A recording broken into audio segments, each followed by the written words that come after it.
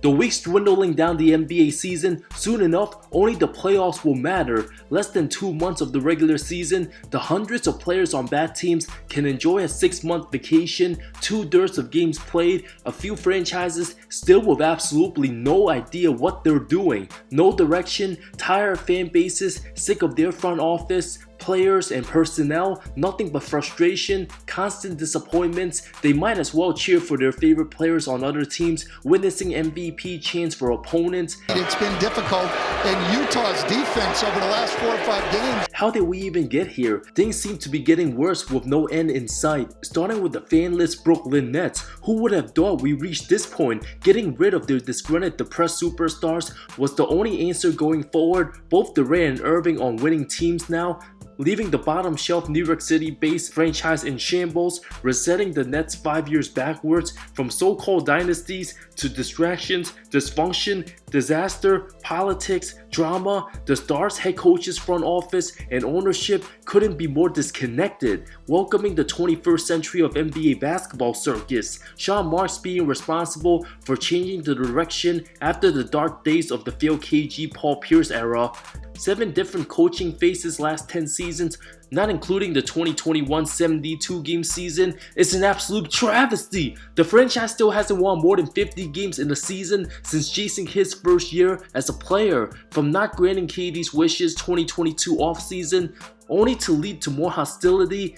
Steve Nash drawing the biggest tantrum ever recorded, an unhappy owner having his most miserable time with the Kyrie drama, trading for plenty of complimentary role players without a true star. Last season only made the playoffs due to KD and Kyrie's early success, swept in round 1. Still holding on to MacLeod Bridges, thinking they should build around him. Look, he's a nice piece, more like a third option on a contender, easily not a true number 1. His defense no longer top notch when carrying a heavy load. His first round numbers against Philly, nowhere near superstar material. Probably end up one of the better players to never make an all-star team. 27 years old, from playing behind deep bulk and a pre-washed CP3, sometimes even a focused DeAndre Ayton. Got more shine for the Suns. Many shouldn't be surprised why Bridges struggling with consistency as a number 1, not a true scorer, averaging below 22. That insanely hot Bridge sanity run ended a while ago. Post-trade February 15 until the second to last game of last regular season. The only reason this team hasn't traded their role players, anticipating a big star player to come in next season, but who in their reasonable mind want to play for this sorry run franchise? Once upon a time, heading towards all the right direction, from having developmental coach Kenny Atkinson, even with the lack of talent, team bonded perfectly, captured the hearts of the loyal fans until player empowerment turned everything into a dumpster fire. No draft picks from the Harden trade, starting the year 13-10, only to go a disgusting 8-24 since. No team has had to endure more of a roller coaster ride than the Nets since moving to Brooklyn. From the so-called fake hype summer Ben Simmons videos, of course he gets hurt, coming back almost 3 months later in no rush, collecting his max dollars, still the same player, only a shell of his former self, hasn't added any skills to the lack of scoring, to Jacques Vaughn playing the streaky, unpredictable 22-year-old Cam Thomas 40 minutes one night, dropping near 40 points, then going 0 of 11 next game, getting benched in the 4th, MacHale feeling lonely, seeing his former college teammates succeed with the Knicks in a better environment. This same Nets roster pretty much been together for a full year now. Nobody has any real answers, more than enough time wasted to realize changes needed to find a lead ball handler and a rebounder next to Claxton, who's in a contract year, hasn't improved since KD left. The discontent attitude of Spencer Dinwiddie got himself out of there quick. Ben Simmons' endless PTOs, no longer being competitive, 50-point loss to Boston. Absolutely zero culture, from doing all they can trying to beat the awful Pistons to resting players at home against the Bucks, only playing MacLeod Bridges the first quarter to keep his game streak alive. The most despicable moment of this regular season. MacLeod being the face of the team for a year, not a vocal personality, but vocal enough to speak up about the frustrations. If Brooklyn's making Bridges their franchise guy, he absolutely deserves to have a voice. Front office needs to listen. At least fans who spend their hard-earned money got to see Giannis play. That coaching decision didn't sit well with the locker room. leading to Vaughn's firing weeks later. And what about Sean Marks? 4 different head coaches, that slogan from 5 years ago, "In Marks we trust," running thin. In reality, no GM has dealt with a more brutal time, re-evaluating and changing plans on the fly, having the chance to get their picks back from MacLeod Bridges only to say no to Houston. While 14 games below 500, more than likely, Joe Tsai obsessed with having the likable face in Bridges, not caring if he got a franchise player after all the damage Kyrie caused him. But Sean Marks' time ticking, 8 years, 1 playoff series won, rejecting 4 picks for a non-all-star player, the incompetency right up there with the Chicago Bulls. An absolute failure of a franchise, post-Gar-Pax era, same old shit. Many expected the team to blow up, just rebuild from scratch. Nobody understands what's really going on, operating like they have no GM. Post-Jordan era, this franchise, a reflection of its god-awful owner, going absolutely nowhere. Truly one of the most disappointing teams post-Thibodeau era.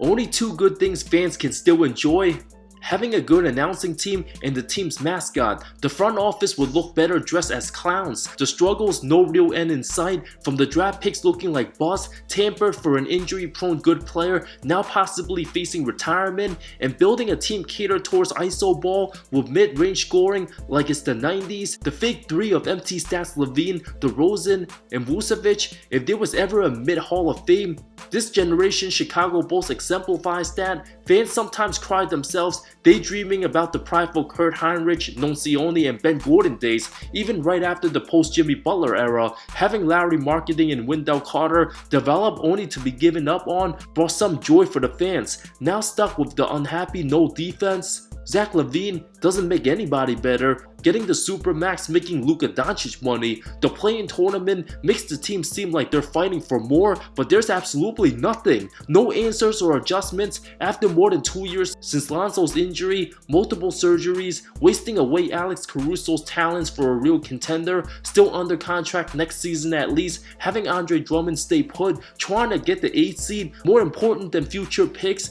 with no hopes being any serious threat. The ownership simply the biggest threat to the fan base, making more money for the short term, getting that play-in berth. Instead of finishing bottom tier, DeRozan's contract will be off the books, LaVine's near impossible to trade, the team will absolutely be terrible, at least for 2 more years. Toronto Raptors, franchise in shambles post-Kawhi Leonard era, only Chris Boucher remains. Team hasn't made sense the last several years, nowhere near a serious threat to any good squad, trading Pascal and OG to way better teams, having first-time All-Star Scotty Barnes seem the face of the franchise, surrounding him with a mix of unhappy, older, established players, late picks, weird mixtures all around, Messiah having too much attachment, holding on to his players for too long, similar to having an ex-girlfriend for too long, missing out on some of the extra glory being single before catching the next relationship, not realizing soon enough last season every player simply played for themselves, wanting the next contract, messing up Scotty's progress, the Jakob trade last season looking more unnecessary, now giving up this year's first round pick, not looking like the player of 2-3 years ago, can't defend anymore.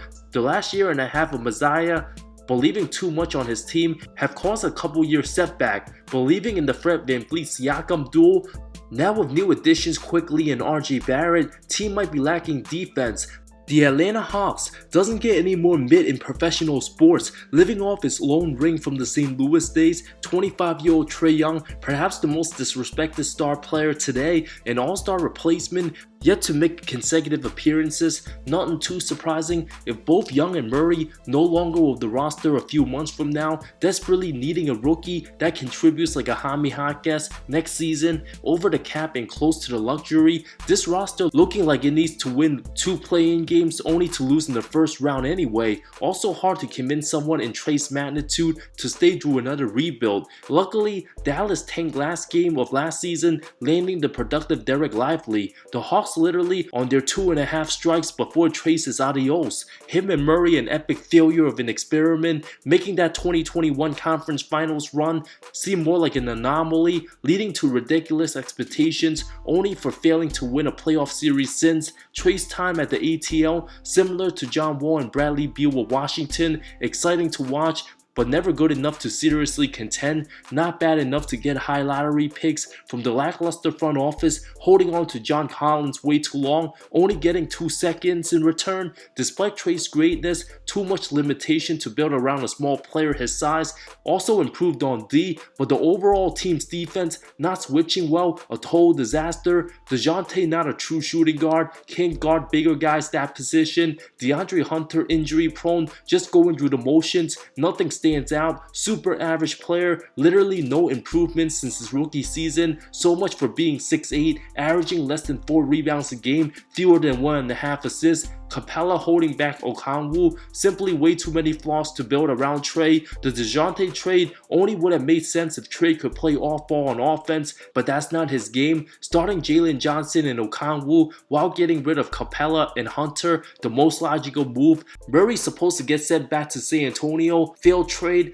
leading to wasteful times, nothing serious getting accomplished. Talk about excelling mid-level to mid-fection. Dysfunctional ownership, the only thing the national media will mention about Trey, his future team candidates, nothing about his game. The team realistically only has 8 playable NBA players, washed up Ben Warmers and Patty Mills, Wesley Matthews on their last legs. Landry Fields not off to a great start as GM. Hawks fans believe he's the owner's yes man. After last GM didn't like the owner's unqualified son getting promoted, if the team can't get good role players to complement Trey, Hawks fans would rather see him go to San Antonio, play with Wemby, see him succeed in another uniform, franchise stuck in a difficult spot. The Charlotte Hornets. An absolute travesty of a disgrace of an awful franchise. This classic Michael Jordan meme, aging like fine wine. Those youngsters spent too much time hitting up IG dimes. PJ Washington gave his squad all those warning signs, reminiscent of the Portland Trail Blazers in their primes. Charges finally dropped from Miles Bridges of committing crimes. Team wave James Boltnight, about fucking time. Bye bye to the erratic Kai Jones being on some good unknowns. Team's bad defense worse than traffic cones. How many more child support loans? Team heading to no direction, players on their phones, sliding them DMs, getting them erections. Baby mama too much drama, Montrezl Harrell too much marijuana. Mr. Head Coach friendly Steve Clifford, very nice guy, but way too gentle, similar to Clifford the Big Red Dog. The team's current state dates back to the last 2 decades of failure. From down 25, cracking up on the bench after coach gets ejected, zero leadership from top to bottom, having no vet presence like Udonis Haslem, expecting Grant Williams to be the tough guy? Nuh-uh. The Pistons might be worse as a team, but at least they care about winning. The Hornets simply don't give a damn. The most unserious organization, second goes to the Wizards. LaMelo injury prone, played 22 of his first 56 possible games, not trustworthy as a franchise guy, one of the few bright spots alongside rookie Brandon Miller. This franchise, when drafting LaMelo nearly 4 years ago, supposed to be in the playoff mix by now, but still bottom of the East. Bridges might not be back next season. Unless there's real changes, team will continue being the dumpster fire of the NBA. Other franchises like the Wizards, Pistons have clear intentions of getting a top 3 pick. San Antonio might have the best player in the game by 2030. But these 5 teams, lots of work to be done. Don't expect much. Time will eventually come.